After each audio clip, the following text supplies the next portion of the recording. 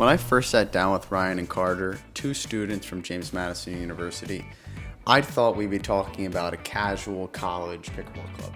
Boy, was I freaking wrong. What these two are building, it's a startup, honestly, disguised as a sports team. One that happens to be, playing pickleball collegiately. They're emailing brands, building community, pitching sponsors, managing rosters, hosting tournaments, fundraising, all while passing midterms. And here's the kicker. No one's telling their story. Until now. Collegiate pickleball is exploding right now, and teams like JMU are proving that the skills you build running a club program are no different than launching a real business. It's sales, it's leadership, it's marketing, it's pressure, it's fundraising, it's everything. This episode is for the brands who want in early, for the students wondering if their passion can become something bigger, and for the dreamers who know you don't have to wait until graduation to start building something real. I left this conversation absolutely fired up, and I think you will too. Enjoy.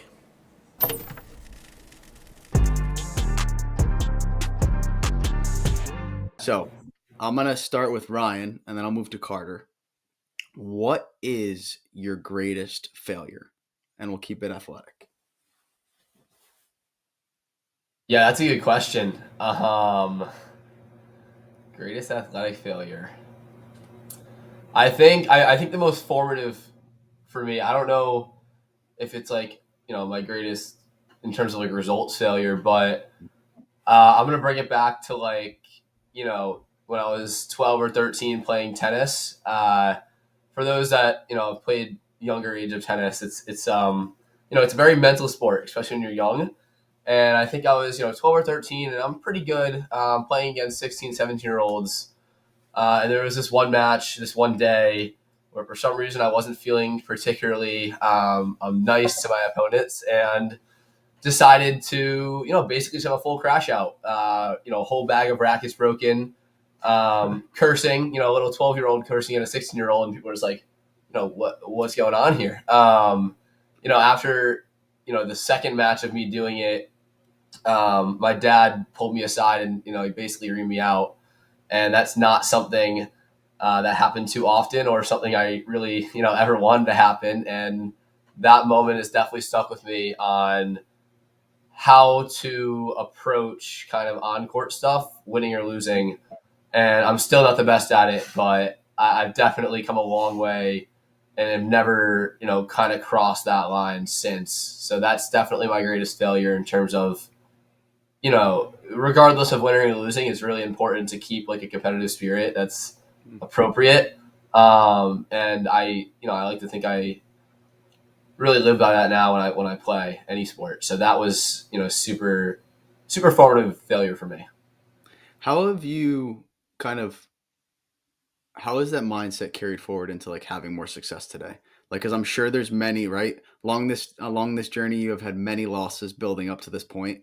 So Yeah. how has it allowed you to kind of, switch the way that you operate now when you do handle a loss? I think it's more of a learning experience now.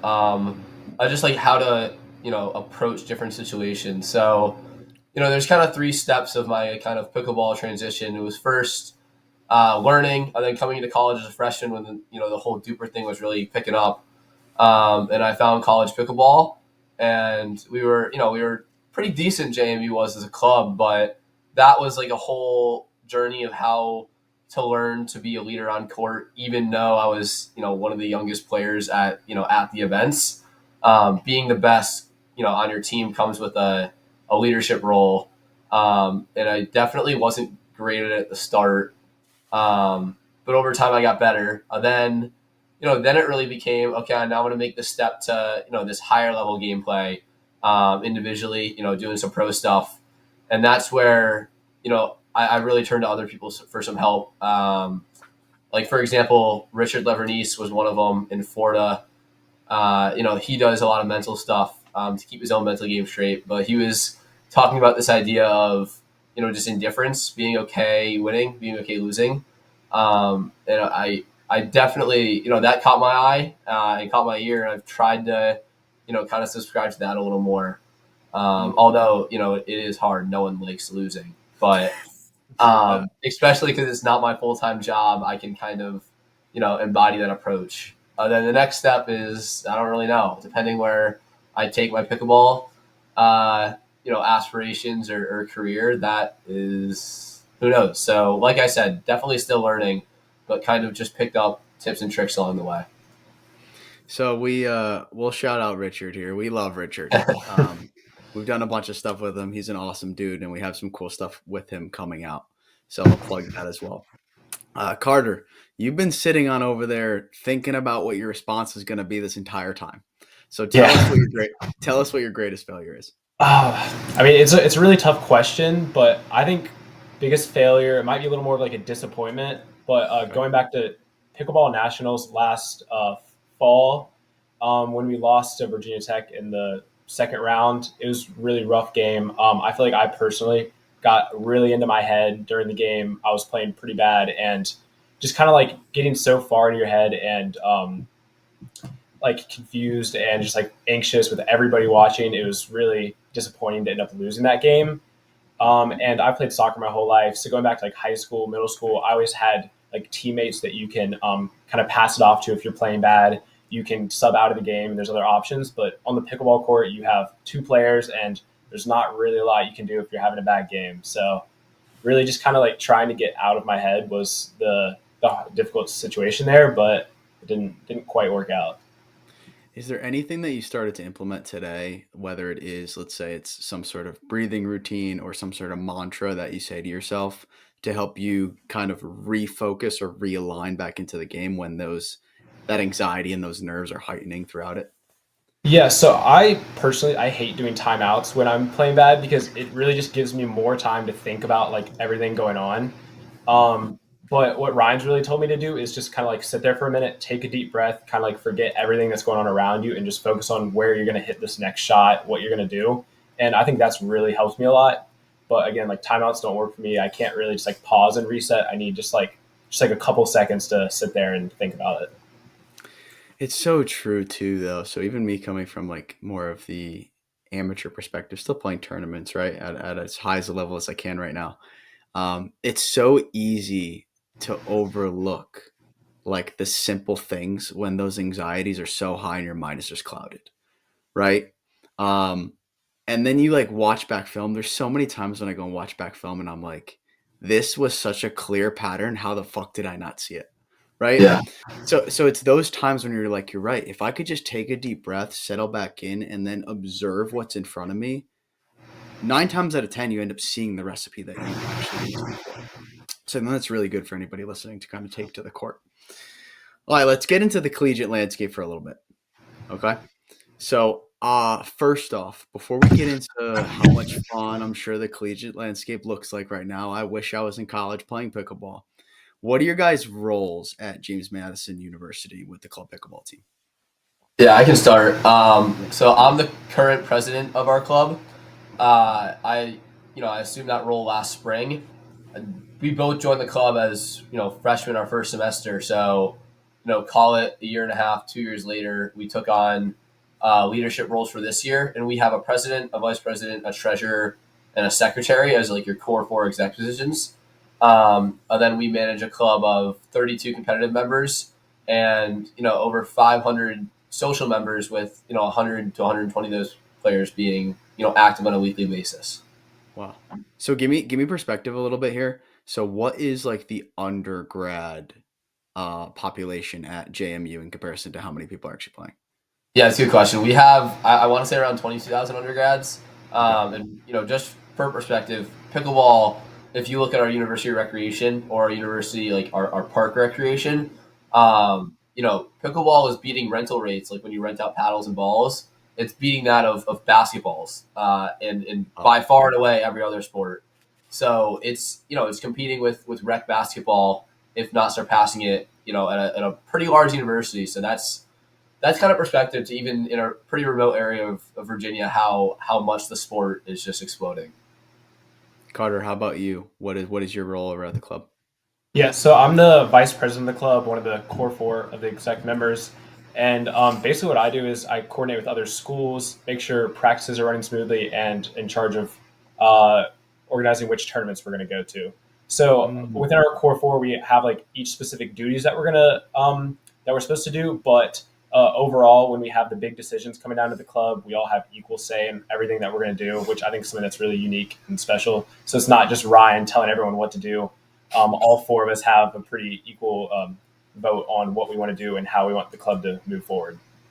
Okay, so that's a perfect transition into my next question, which is give us like the collegiate landscape, meaning what events are you guys possibly going to? How many players are you taking? Are you taking a school bus full of students that is arriving there with you to hype you up? Like, what do these actual events look like in the college landscape right now? Yeah, so here at JMU, so far we have only participated in Duper events. So what it is throughout the year they have super regionals across the country, and we get to attend to those. And if you perform good at those regionals, you get a bid to go to nationals coming up in the spring. So in the fall, this past fall, I think we went to one super regional and then two campus regionals, and then obviously nationals. And yeah, so about every semester we have 3 to 4 tournaments. And JMU brings the most pretty much out of any team there every time, which is great to see. So we have high participation rates. On our competitive team, we have 35. I think at the previous nationals, we had 27 out of 35 come, which is really good, really great to see. And yeah. Yeah, and see, I kind of dive more specifically like into the events. We Mm-hmm. have, so any school, not just JMU, will bring, your top team. This is an MLP team consisting of, up from 4 to 6 people, but you're going to be playing men's doubles, women's doubles, then both, mixed doubles. And, this is, for us, it usually looks like 2 guys and 2 girls. You play your 4 game modes. But that's only 4 to 6 players in your club. You still have these other, 20 to 30 members that want to play. So what Duper does is they run like a challenger bracket, and you can kind of think of this as kind of your standard tournament play. So you're gonna either play men's doubles or mixed doubles. You're gonna play in a pool of let's just call it 10 to 12 other teams from a variety of schools. So it can be like JMU, Liberty, Virginia Tech, UNC, all those thrown into one bracket. You'll play pool play, and then you'll feed into kind of a single elimination bracket for some money or some pride. But that really allows for what you really see at these college events where there's hundreds of kids that are not competing at the MLP level, but supporting, and which makes it super electric, and is why we love to boast that we bring the most players, because I think if you ask anyone in the country, we're probably one of the most energetic teams in the entire country. Oh, I've seen some clips. You guys bring the boom for sure. Oh yeah. I appreciate that. Um, give us reference to like at scale what the current collegiate landscape is at. What I mean by that is how many schools are participating, what are those schools that are participating, to really give emphasis to any competitive and social players that are Yeah. listening, as well as, brand sponsors, companies listening. Like what's the opportunity that's here? Yeah, that's a good point. I think it would be helpful to give some perspective. So let's just like rewind 2 years when I was a freshman in 2021 when Duper, held their first nationals. They had a 32 team bracket. I don't know how many players were there, but it was only 32 MLP teams. So 32 schools were invited. They were paying schools to come out with basically like travel vouchers. They provided, food, incentives. They were trying to get teams out to nationals. Fast forward 2 years later, we now have a 64 team MLP team bracket, a 32 team MLP team bracket for, your second team. So we sent a JMU team one in the main bracket. Our B team would go in the second bracket. And then you have these challenger events that are running basically call it 12-hour days for 2 days straight, where you're playing anywhere from 8 to like 15 MLP games to 21. So the scene has exploded in terms of just overall player count, and schools that are popping up. So JMU is one of the most, probably one of the earliest clubs to form a competitive team. But you see, last year and this year, there's been a huge increase in schools starting to do so.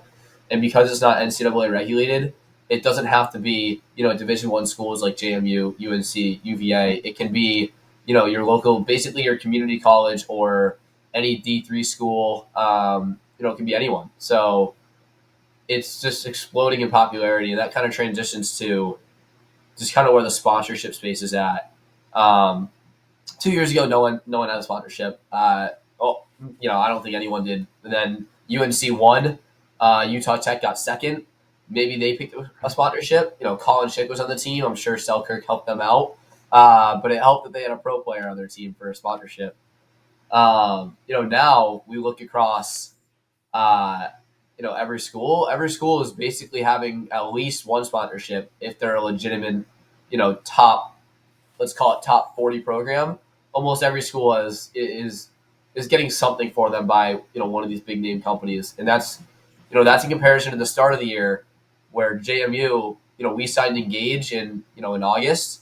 We were probably one of 10 schools across the entire country to sign multiple sponsorships in August, and now we see almost every club having at least one. So it's definitely getting there. So the honestly, the proof is in the pudding. I think any business these days knows how much that pickleball is exploding, and you can only imagine how social it is at Yeah. the collegiate level. It's kind of like a 10x factor on it. Um, where I was thinking about when you brought up just Engage just now, who you guys are now partnered with. Um, you guys are basically like, the more and more I frame it, running a small business yourselves, right? And honestly, failing along the way a little bit. So talk us through how you're even going about sponsorships. Are you cold DMing companies? Are you calling them? Like, how are you even separating roles? Like, how are you guys keeping this club going? Is it self-funded? Like, are people buying into it? Or are you guys looking for money to consistently support you moving forward? Yeah, I can start and then Carter can jump in and give his thoughts. But from the last spring when we were officially elected into our positions, I probably sent close to 200 emails, just cold emailing companies, trying to get in contact with their different sponsorship reps. Narrowed it down to I got on calls with call it 20 companies out of those 200 emails. Uh, Aligned visions with maybe 5 or 7 of them, and then ended up signing deals with 2 to 3 of them. So it's a pretty brutal process, at least in the beginning, because there was no proof of concept. We were the first school that was doing it, and I think we became the concept, which allowed a lot of schools to kind of sign on sponsors now. But the real pitch is that we have 20,000 people here. That's a built-in marketplace, at JMU's undergrad, and there's a whole pyramid system where people come to me for recommendations on what they want to buy, and then their friends go to them, and so on, to the point where this year, when we started the year, we had 0 players using Engage in our club.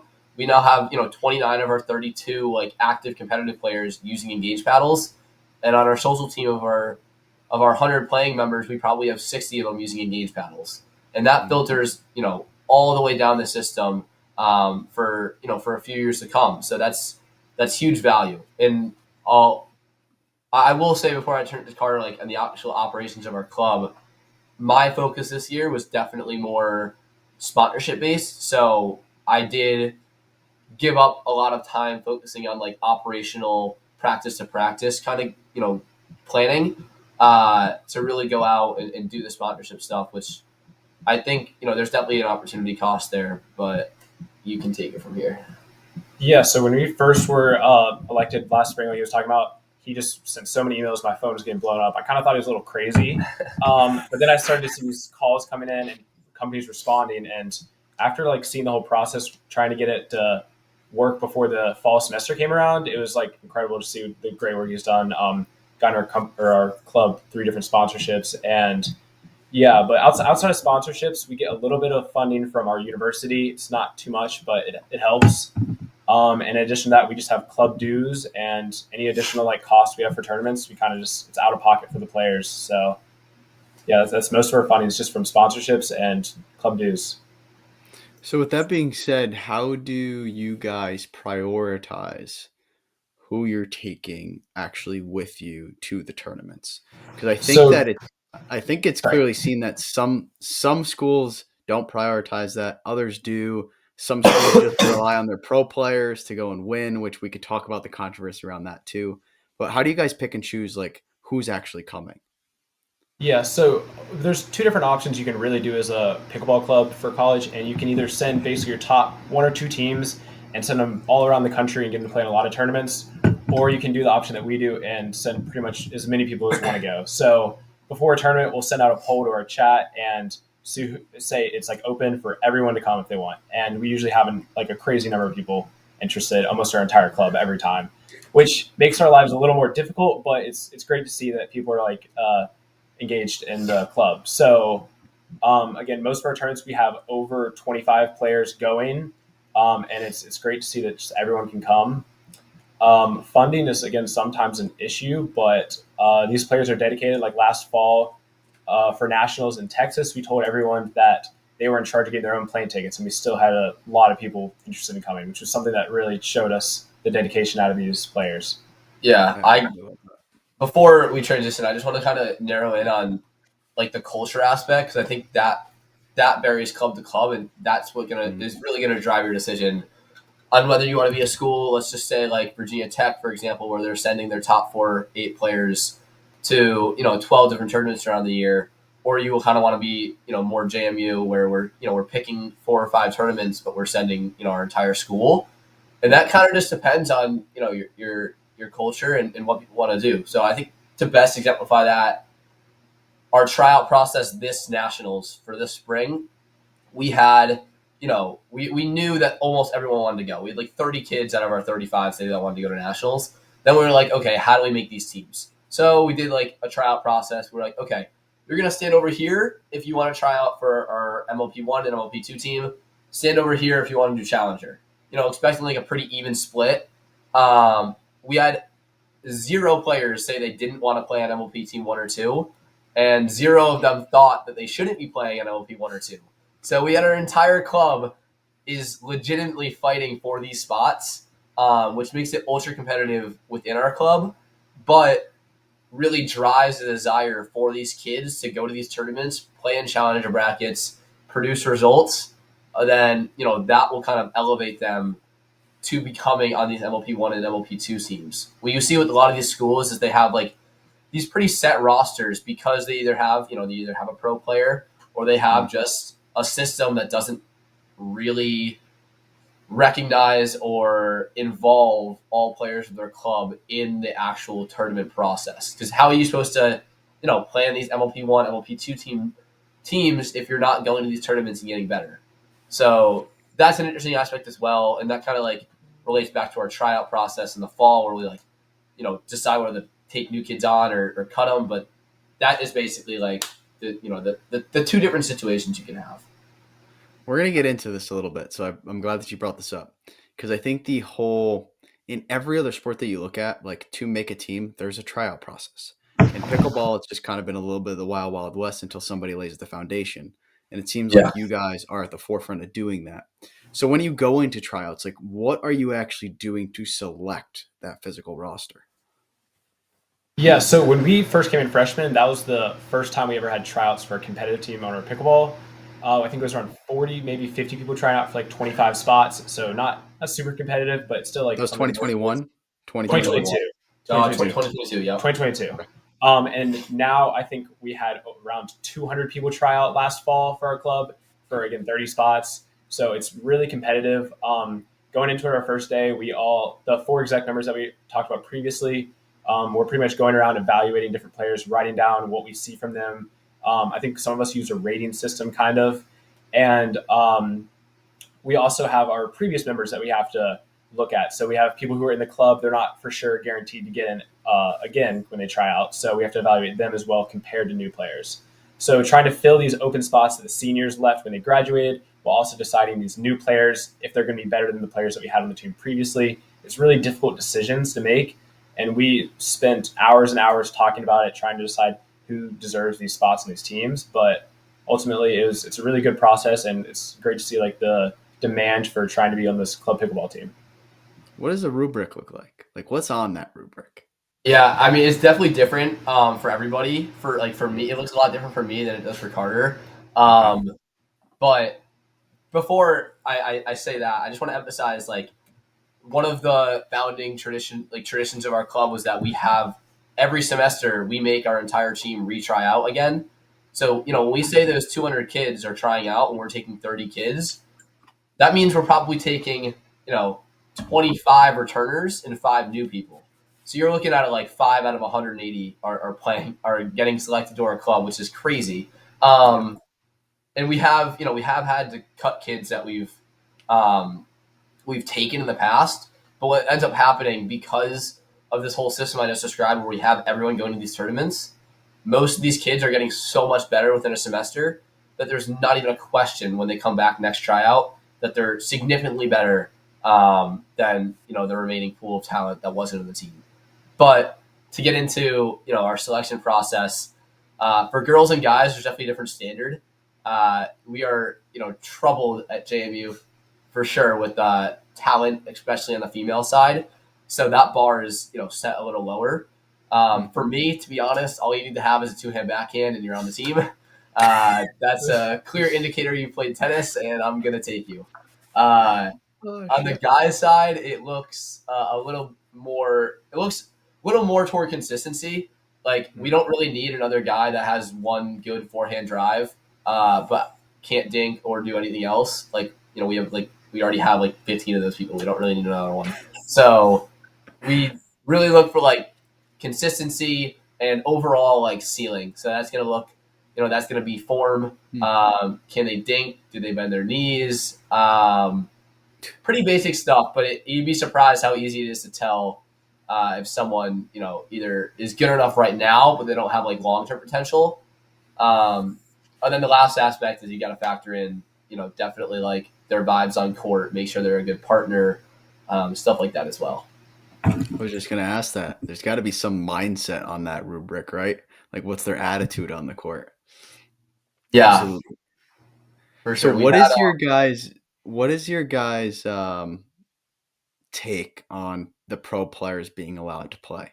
Do you think that it brings more eyeballs physically to collegiate pickleball, or do you think that there should be a barrier for entry where you have to be playing collegiate only in order to participate? You go? All right, I'll go first. This is I'm on JMU represents a spot on like the Duper Collegiate Council, where we are essentially like semi-advisors to the direction Duper should be, heading the sport.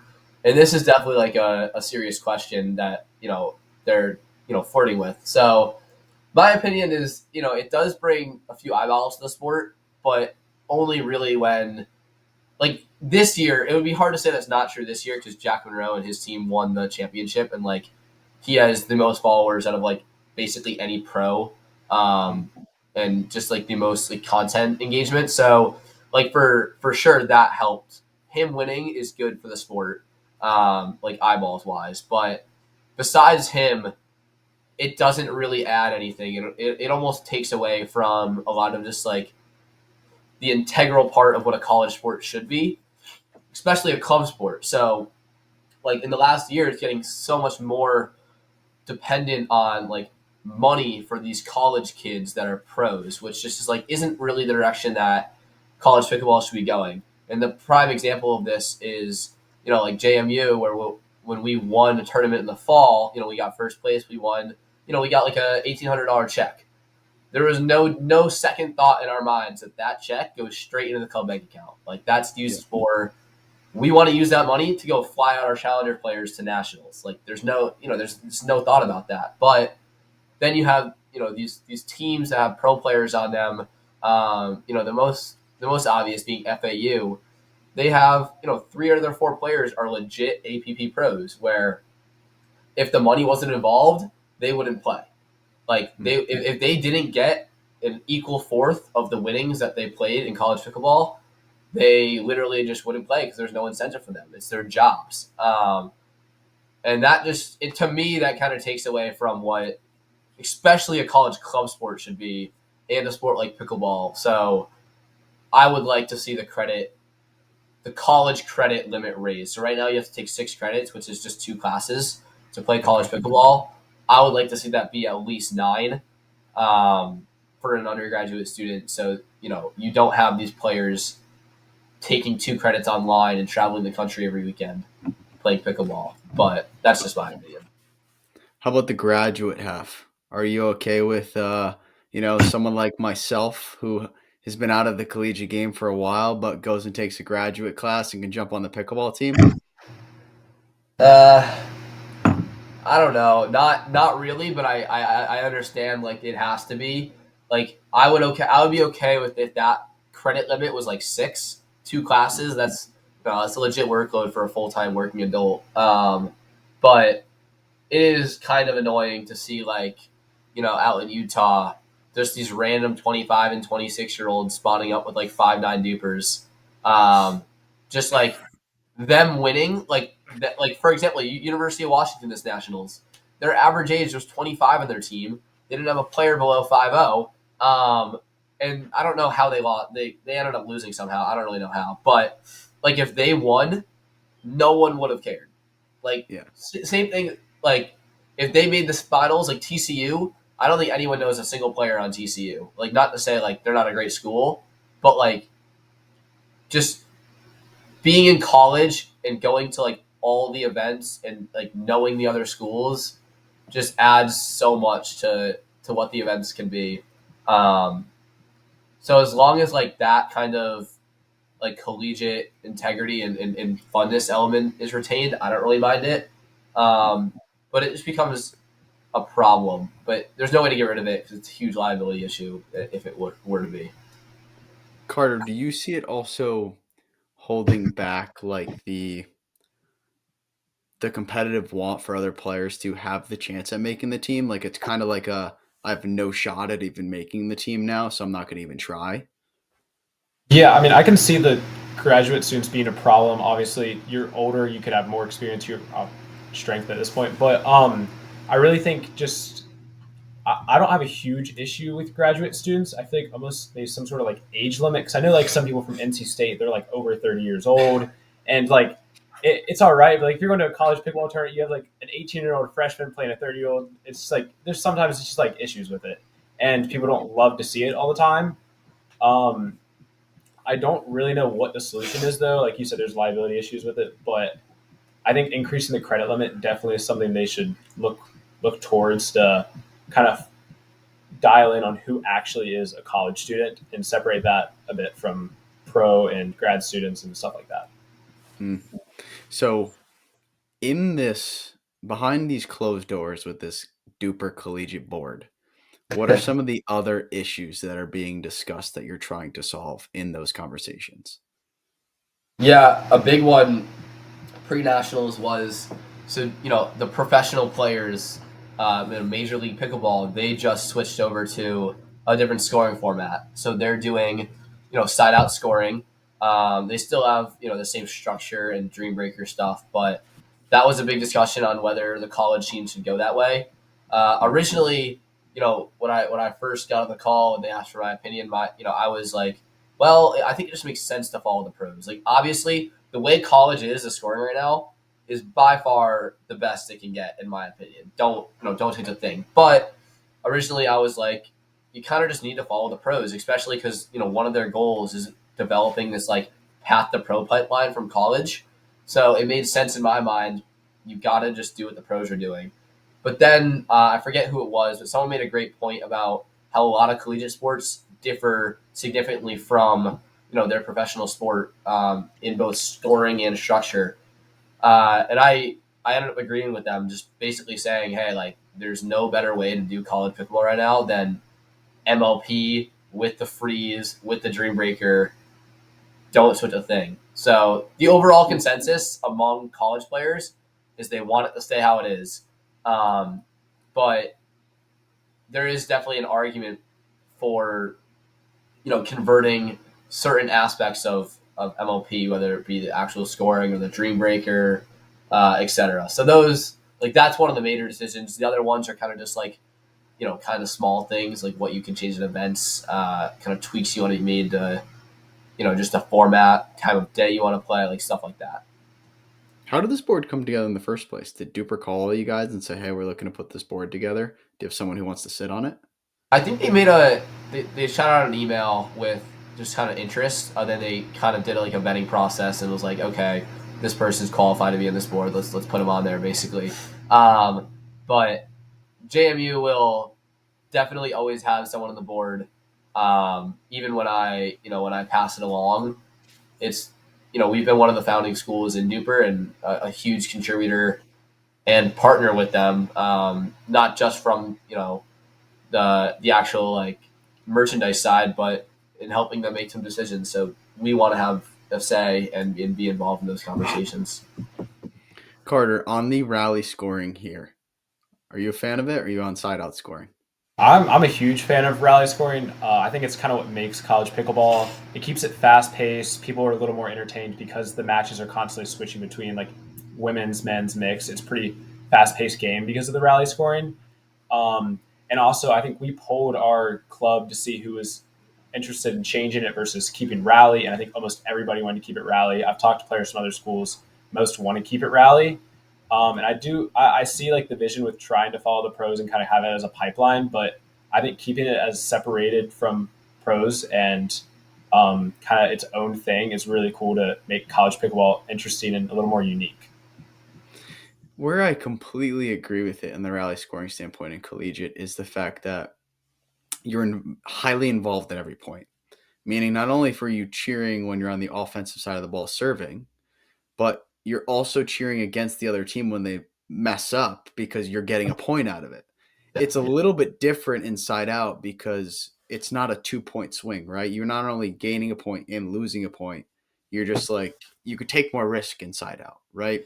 Because when you're on the offensive side of the ball, if you miss, you're not giving a point to the other team.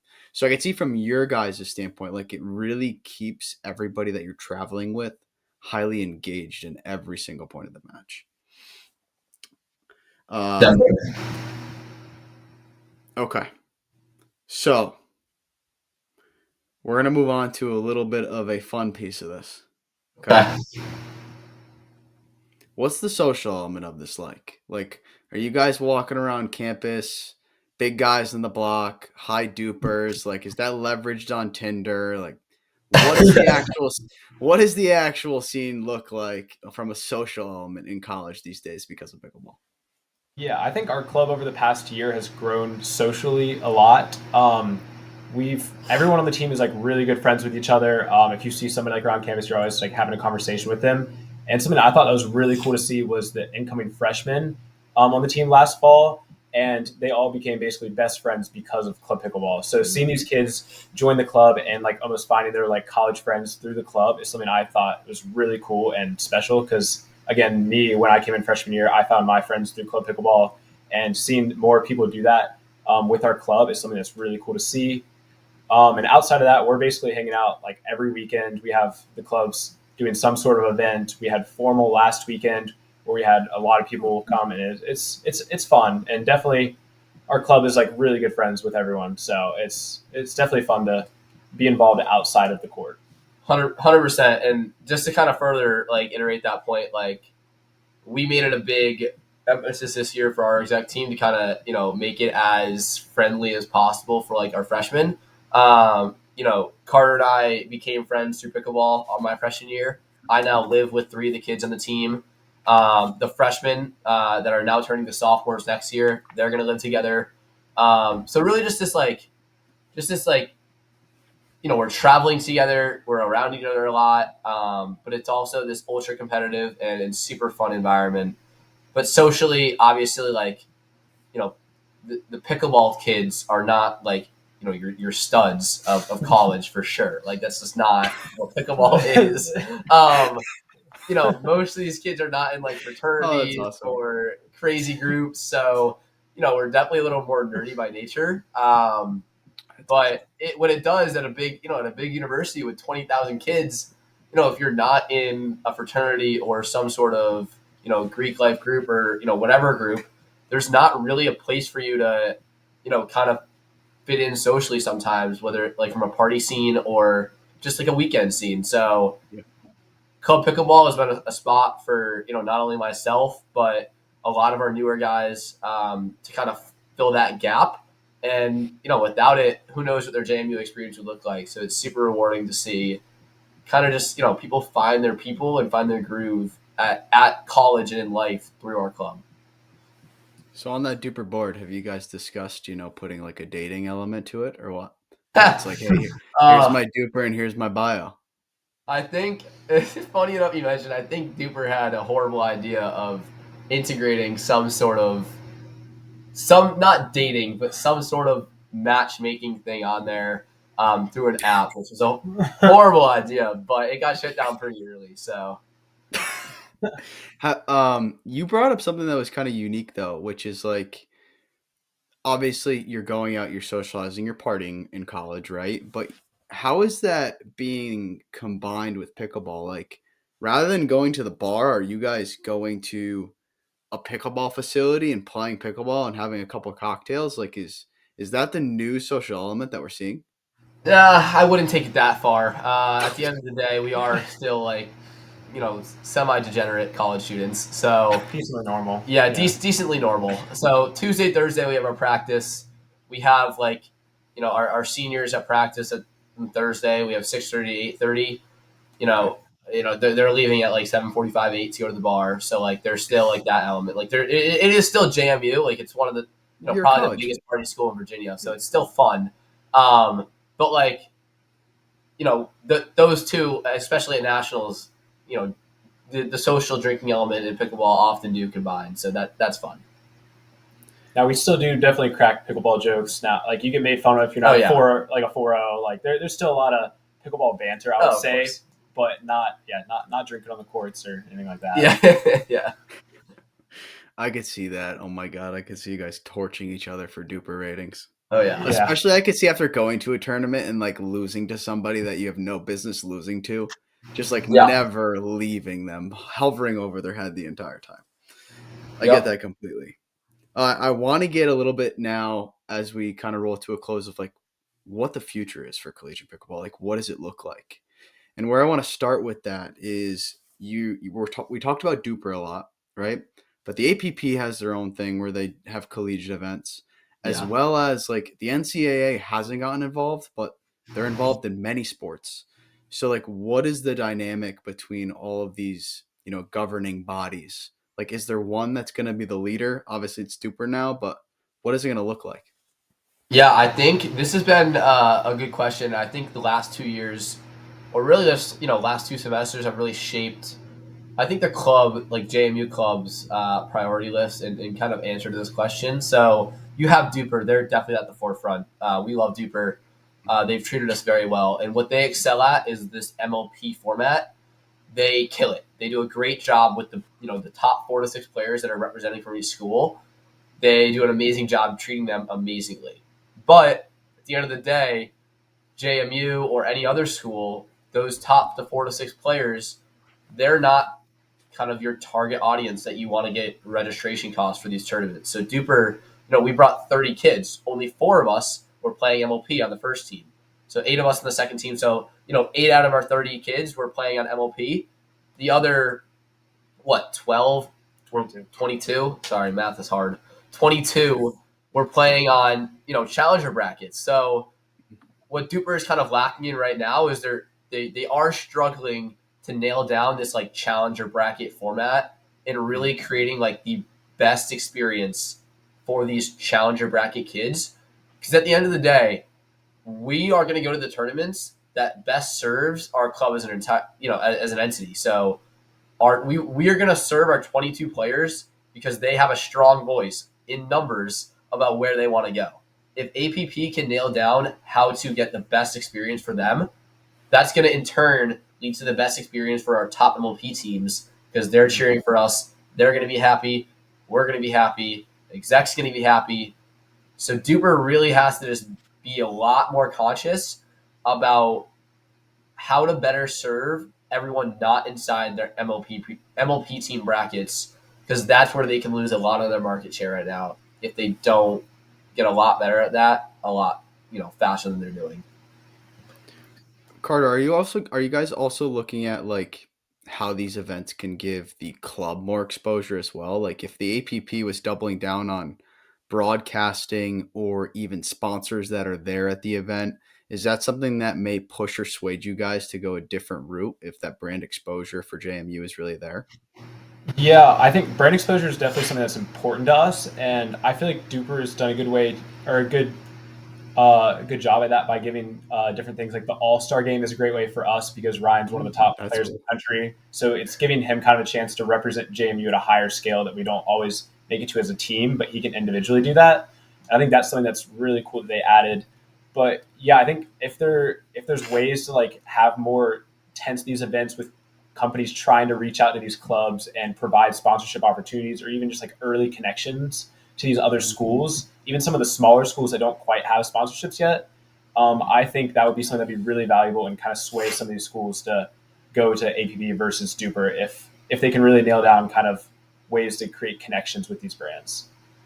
So would you say that it's more important then to get more schools involved than it is to elevate the current schools, or I think both at this kind of running point, in more parallel? schools involved is probably where they should go. I mean, as we've seen, it went from a 32 team bracket to 64 now, and a lot of teams in the second team bracket. So I think more is better, and these top schools will kind of just like prevail anyways through Mhm. the tournament. But nailing those top like 4 to 6 schools and getting them to come to your tournaments is pretty important to keep that competitive nature and to keep everyone else wanting to go to these tournaments.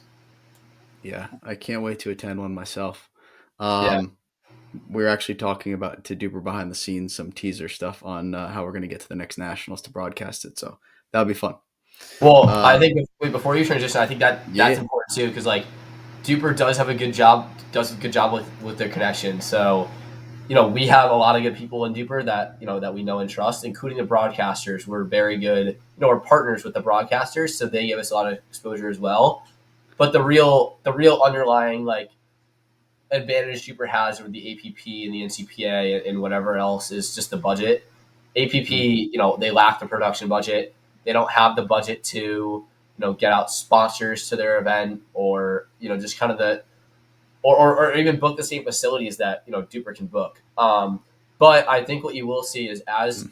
if this thing does keep on, growing at the current like curve it's growing at, you might see Duper, kind of capturing your larger, more notable schools because they have, kind of a bigger payout and just a better reputation. But if there's enough schools to go around, the APP can run a very successful, event on a second tier of these schools that, aren't qualifying or aren't, ready to make the jump to Duper. So that's just a thought as well.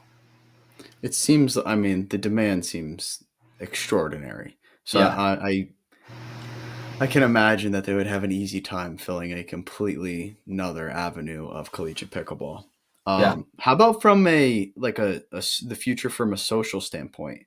Like, do you see this moving towards like 1,000, 2,000 people that are involved in this club, and it possible being leverage of status for that duper rating now for you to walk out and be like, hey, I'm a 5-0. You want to have a conversation with me? Big Yeah, deal. I think it's a good question. I like to say that we're kind of growing in line with pickleball's growth rate. So if you look at like pickleball, that so over the next 10 years, the pickleball market size, so the equipment market size is going to grow at a CAGR or like a compound annual growth rate of around 18%. Okay.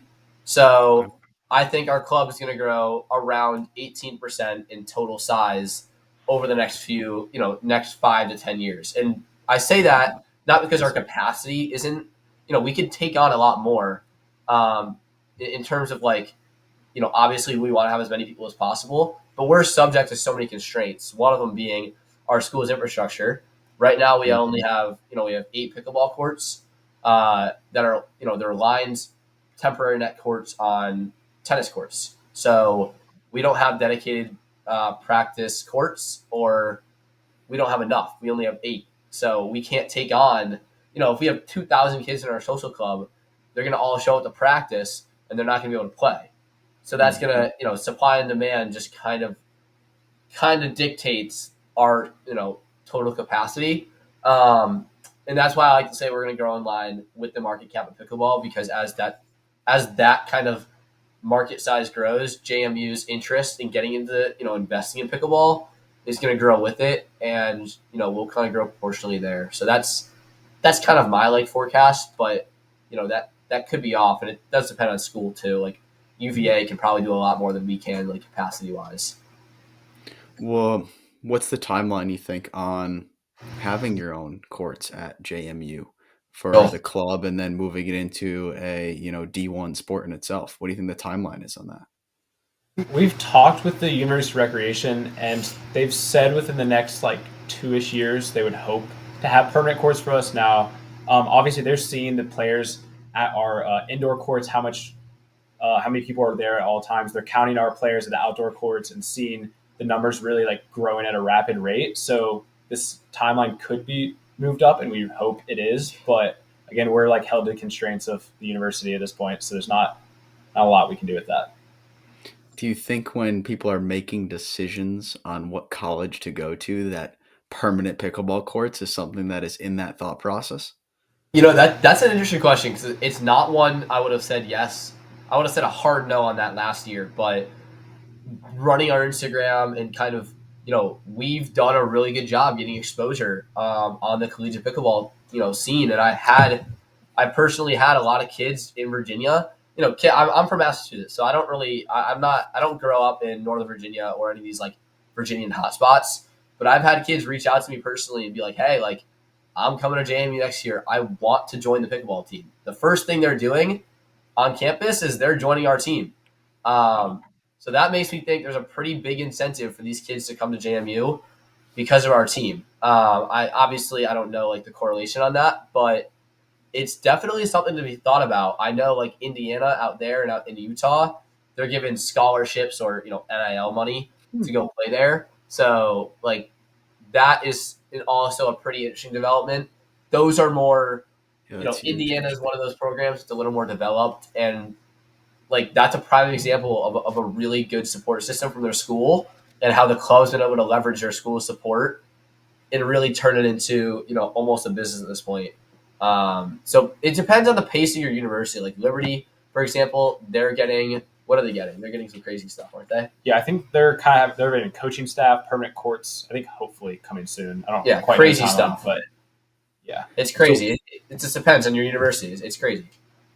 So if you're breaking down the business model for me, because education as a whole is its own business, but these are businesses within it. What's the incentive for JMU as a university to want to get involved? Would they get a share of all revenue generated by the club? Do they already do that by you leveraging their name? Is there sponsorship deals that they get a piece of? What's the business model for the actual college to get involved? Yeah, that's definitely a tricky question, and again, it's gonna depend on how your school's bylaws are set up. But I'm just gonna compare our club to UVA quickly. So UVA, they operate as an independent entity outside of a sport club. So if you're a sport club within the school, you're constrained to their rules, but you get to use all their stuff for free. So you get for example, we're a sport club, we get funding from our recreation. And we ask to use the course at a certain time, and they usually grant that to us. But UVA, for example, when they practice, their university kind of just they give the courts for free. They don't have to; they can charge them. But when they run tournaments, so for example, I went down to play a tournament in Charlottesville at UVA last weekend. The club had to pay the university rental rates to use those courts, even though it's UVA pickleball using UVA courts. So that's where it gets a little interesting. The incentive for the school on a club operated on our end is, like you said, it's a huge amenity for the next generation of high schoolers coming into college pickleball. High school pickleball is popping up, especially in Virginia. There's a whole high school pickleball league in Virginia. So there's a huge incentive to put dedicated courts like there is at UVA, like there is at Virginia Tech, to JMU, to not only meet their standard, but I think we'd exceed it with our current club reputation if we just had the same infrastructure as our surrounding Virginia schools. People legitimately might make decisions subconsciously or consciously about pickleball when committing 15 to 50 grand a year to come to the school. So that's a pretty big incentive in itself. If I was going back, it's the first thing I would think of is like, Yeah. do they have those pickleball courts, and can I That's be funny. playing competitively, right? Um, the second tier of this that I wanted to ask, as you were saying that, is I wanted to get more details on the brand pairings, because what's very unique about pickleball is there's so many new brands. There's also old legacy brands, but there's so many new brands that are like strictly pickleball generated. So Yeah. like when I think of that for like from a collegiate lens, it's like now the college is getting exposure to all these brands they wouldn't have got exposure to beforehand. So for those brands that are coming in, like you partnered with Engage, what did that brand structure actually look like? Like, what's the deal if you can give us some sort of details on it that you actually got with Engage that helps you guys move forward? Yeah. Um, Before I get into like what we're getting from Engage, or just like the deal, I think Yeah. you made a good point on brand matching. So, why does JMU and Engage make sense? Or why does UVA and Head make sense? I think it's the same structure as when you talk to these individual pros and why they go with certain companies. From the player or the club aspect, it's okay, quality of paddle, quality of brand. Then kind of, the next step is what are they willing to offer? So if you're going to go with a sole pickleball company made in America, so let's just take Engage for example, they're only pickleball. They're an American-made company. Their profit margins is not that of Babolat or Head, where they are these huge conglomerates where they can dish out a lot of cash, and it really means not much to them. Engage is to be very cash conscious because their margins are very pickleball focused. So they're more willing to give out product than they are sponsorship money for travel or whatever. So that's definitely a factor in brand matching.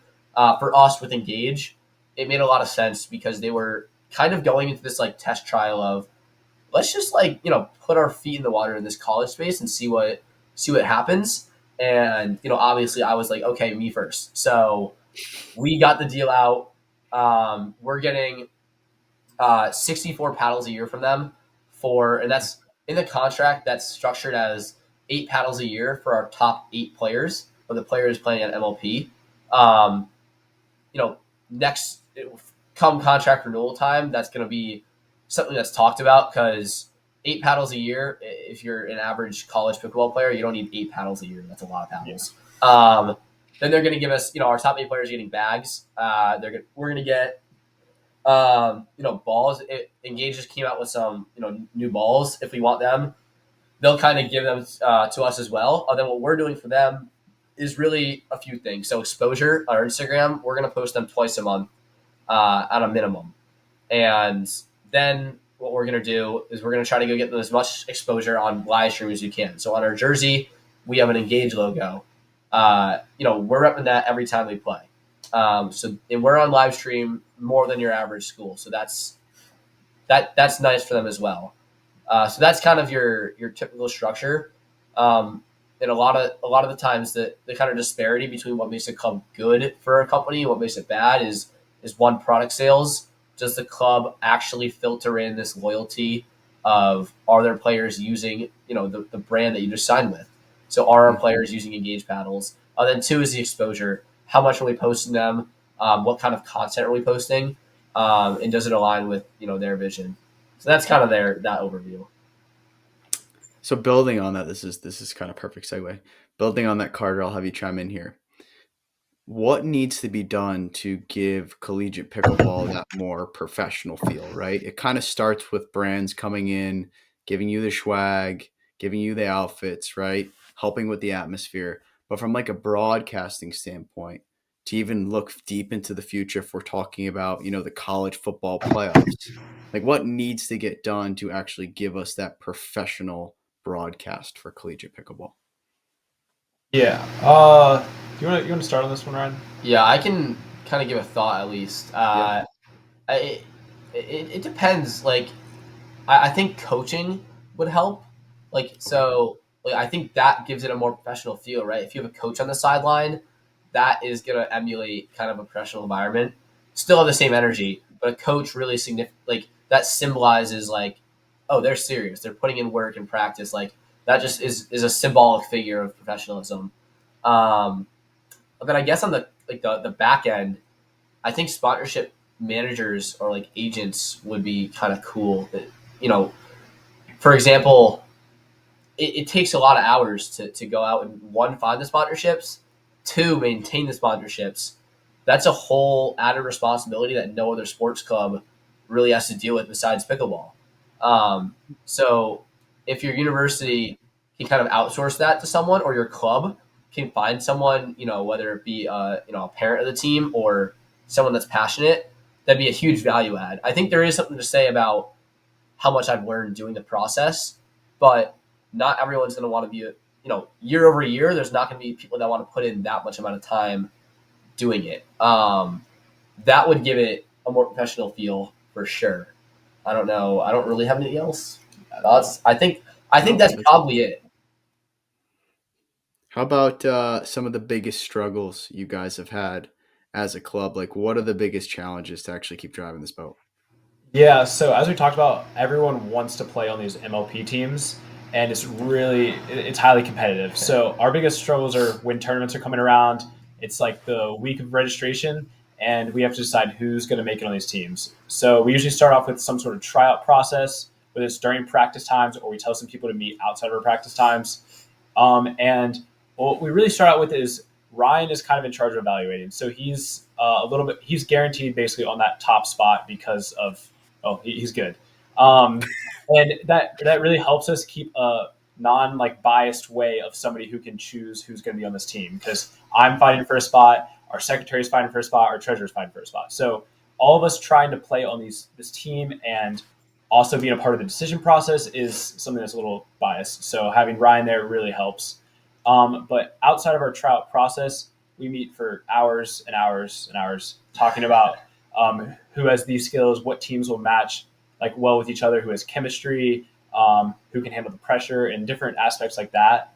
And I think that's probably been our biggest struggle as an exec, is just trying to like make these tough conversations, telling people they weren't quite good enough, and deciding like who was there and who wasn't. So definitely the biggest struggle. So you guys are kind of coaches in a way. How are you guys coaching these people? Like, that's a whole nother job in itself. And that's a good point.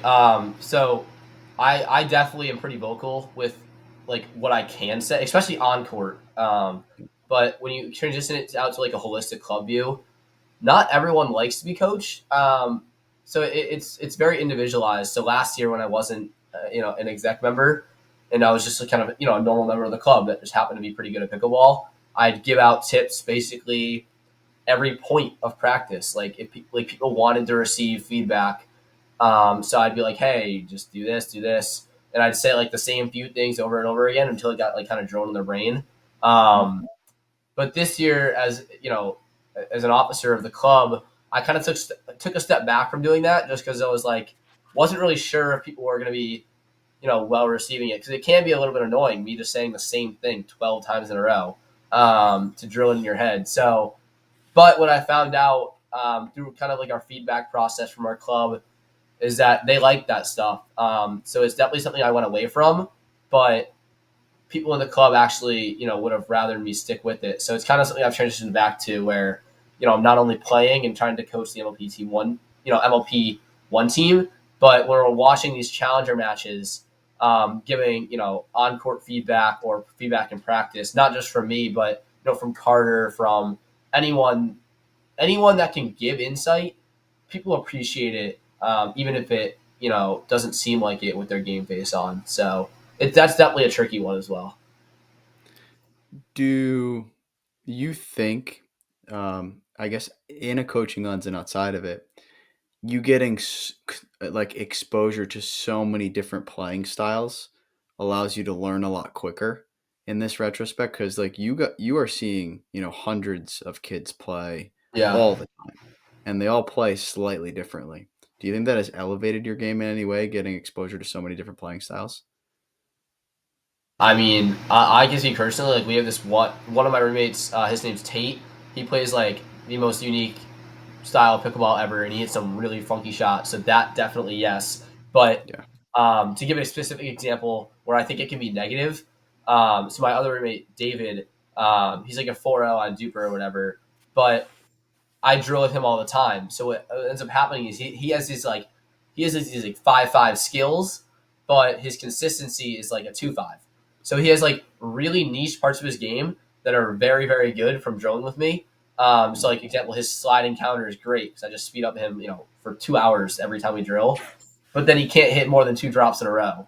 So it becomes like this like polarity of, okay, I have really good skills here, but I'm really missing this part. And you got to be well rounded. So it can go both ways. It can help me, but also like me getting better and playing against some of our less experienced players in practice can almost hurt them in a way as well. Yeah, because this he plays really, really interesting play style. So like before tournaments, it's like almost like worse practicing against him because I'm never going to see somebody like him in a tournament aspect. So it's definitely interesting having you're a very unique player yourself. Yeah, I'd say. What makes you so unique? Oh, he takes over pretty much any shot on the court is like possible for him to hit. So. I don't know if you've seen him play too much, but he takes every ball he can in like a good way. And he hits funky shots. Up everything. Yeah. Especially in mixed doubles. Like He's I said, mixed doubles is a little easier to go take as much as you can and just kind of play as I can play pretty big, especially on a college level. Ultra confident in like the college environment, and until you're basically a 5'5" girl. To be honest, I kind of know where they're hitting it almost every time. So I can do that until like you elevate to this like, okay, unless you're a top 3 girl in college pickleball or the pro scene, mixed doubles is pretty straightforward. But I do like to go hit a lot of balls too because I can control it. So basically what you're getting at is for all the speed up locations that you're taking on certain parts of the court, you already know pretty much where that counter is going 9 out of 10 times. Yeah, especially unless until you get to a 5'5" level guy or girl, almost always at this point after 2.5 years of playing college pickleball, it doesn't change much. So yeah, that's just sheer reps and seeing it over and over and over again. Yeah.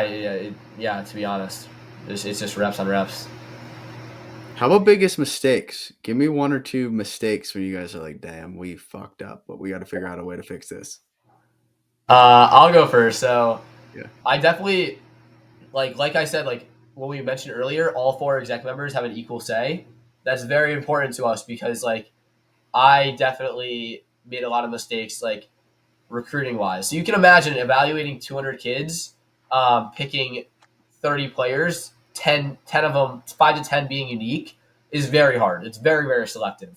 So you got to make decisions sometimes just off, sometimes you're going to make bad decisions. Our incoming president, she tried out in the fall. We had a very long discussion on whether we were going to take her or cut her. Basically, on the back of my suggestion, we ended up cutting her.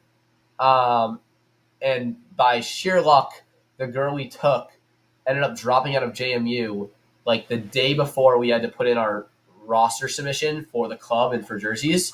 So we called her back up. I was like, hey, you're in. And she was like, luckily she was like, okay, fine. So she did it. Now next year, she's been probably the most active player in our club. She's now playing on our second MLP team and she's president. So I've definitely made a few decisions that like aren't amazing recruiting wise, but I'll give myself a little bit of a break because it is kind of hard to do it. How about you, Carter? Biggest, I don't know about like it's not as big of a mistake quite as that, but I think something that we really struggled with and had a lot of negative feedback from was our first tournament was at Virginia Beach, and we had never booked hotels in our life. We didn't know what we were doing. No. And it looks great in the pictures. Had good reviews, and we show up and it's about a dump. And we had a bunch of girls who were complaining because they were like sleep on like a pull-out sofa, and we tried like to not spend our whole budget on our first tournament, and it was a big mess, but it ended up being a really fun tournament. We were by the water. We all went and like jumped in the ocean a little bit, so it worked out. It was a good first bonding experience, but definitely Yeah, we not got catfished by a hotel. Yeah, basically. and we didn't know what we were doing. So Yeah. What do you think the biggest what do you think the greatest thing that you learned from this entire experience? Because you guys are pretty much running a business, like a Yeah. small business from all aspects. So like if there's one or two things that you're like, damn, that was a great learning lesson, like what was it? I'd say two immediately come to mind. Definitely showing up matters, for sure. One of kind of our biggest complaints this year is that when we're done playing, we have a bunch of people come support us. We have 20 kids come to support us. They all want to feel that reciprocal feedback from exec and from our MLP team one. When I get off the court after playing 8 hours and I haven't eaten a single thing or showered, the only thing I want to do is eat and shower. Yeah. But when we stop playing, they start playing, and they want our support. And to be honest, they rightfully have the right to feel that. So I think our club operates about as best in the comparatively, we do the best job I think out of everyone in the country. But that still is not our best, and these kids love it when we're supporting. So showing up matters. Then the second one is not being okay, not making everyone happy.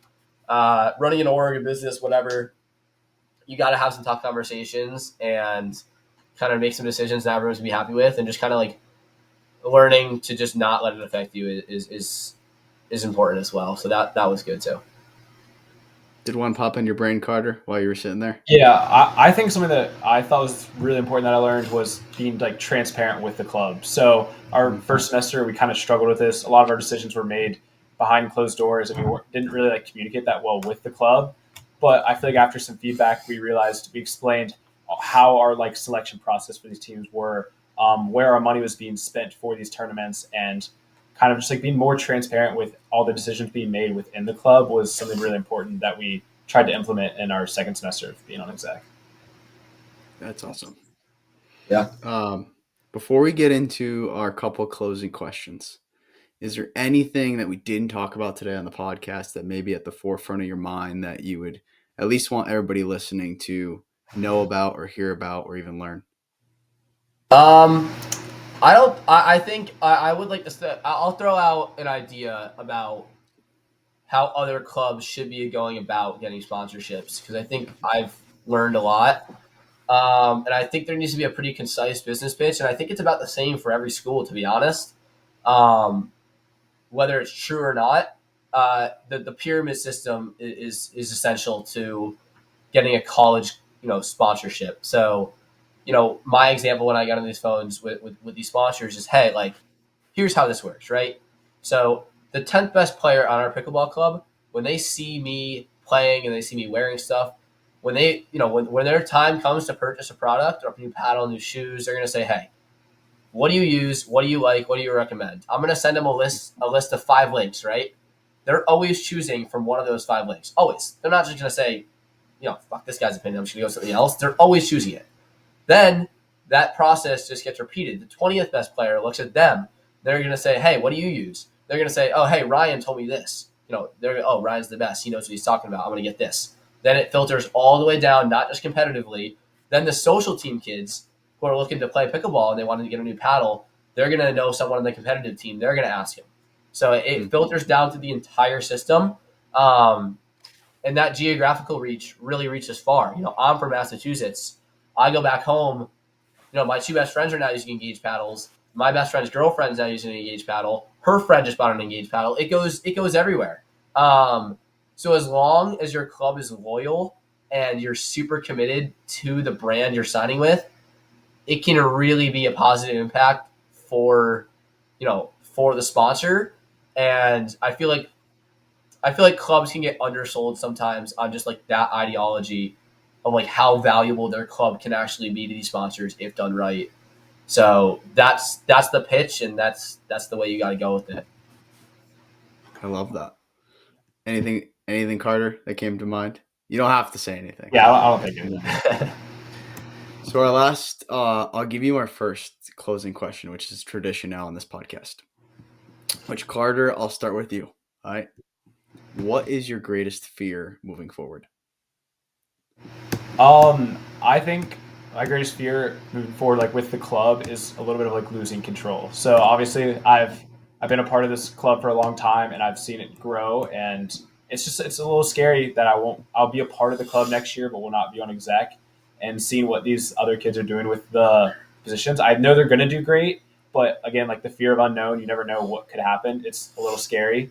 It's good to know that Ryan's going to be staying on and being a part of the sponsorships side of things. So that's always good. And his roommate's gonna be the vice president. So I have friends within the exec board, but it's still a little scary seeing the loss of control. But it sounds a little like control issues going on.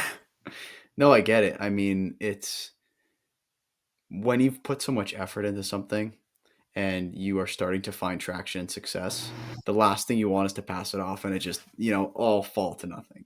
Yeah. So I think that's a valid fear to anybody in any form of Yeah, business. but I know they're going to do great moving forward, so I'm not too worried. But Ryan, how about you?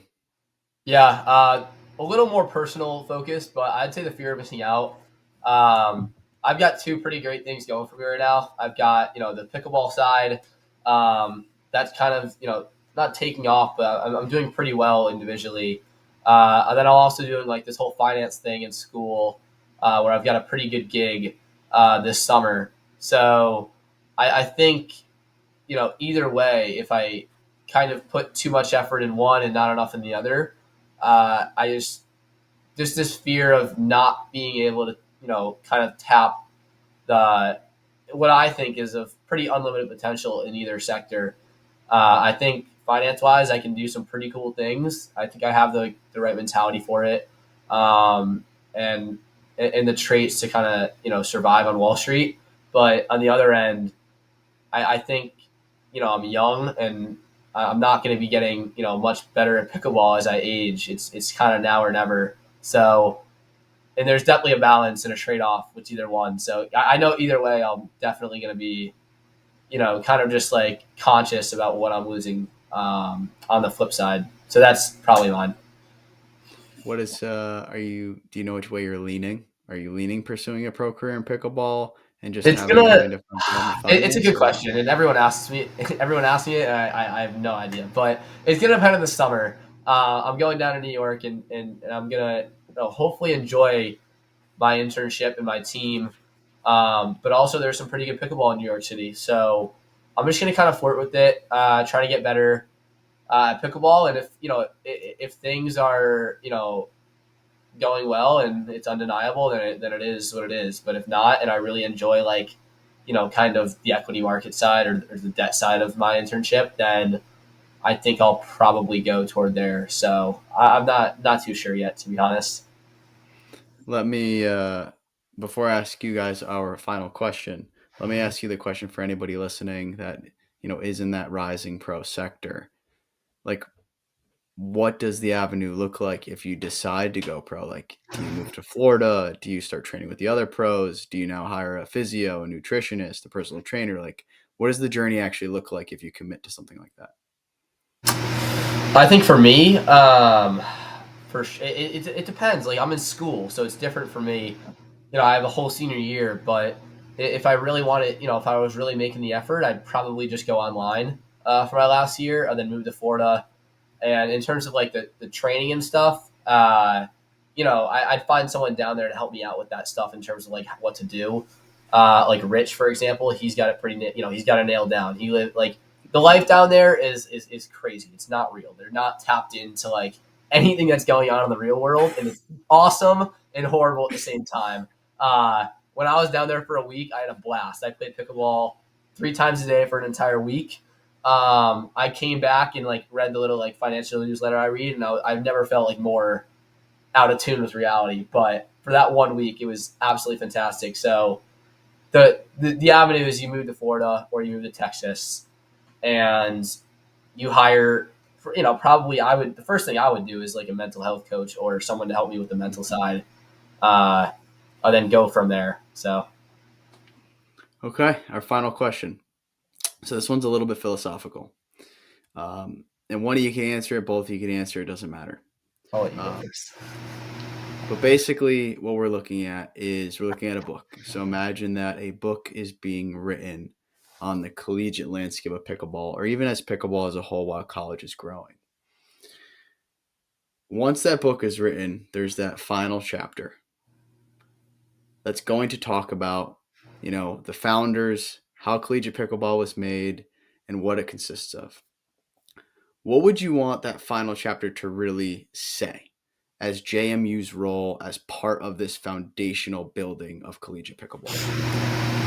Yeah, I think that final chapter would go back to basically JMU's start. So the club started with a group of just like kids who were friends with each other and liked to hit a ball around, and it's grown to something so much bigger. I think there's under 20 players who have been to every single nationals, and JMU has 4 of them. So we're definitely at the foundation.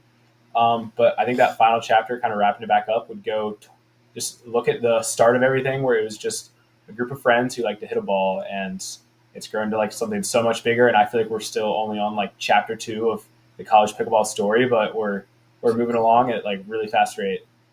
Yeah, I would say 2 things. JMU, we did it right. We did it the right way. We treated everyone, with the, utmost integrity in terms of like sponsors, partners, tours. We've helped the sport grow. We've been on calls with Duper, with APP, with NCPA. We're not only focused on our club, we're focused on the sport growing. So we've done it right. And then the second thing is, not only done it right, we've done it fun. I like to think we're probably the most fun team in the country, top to bottom. We have a lot of unique individuals on our team. We're super tight, and I wouldn't change that for anything. So we've done it right, and we did it fun. So that's that.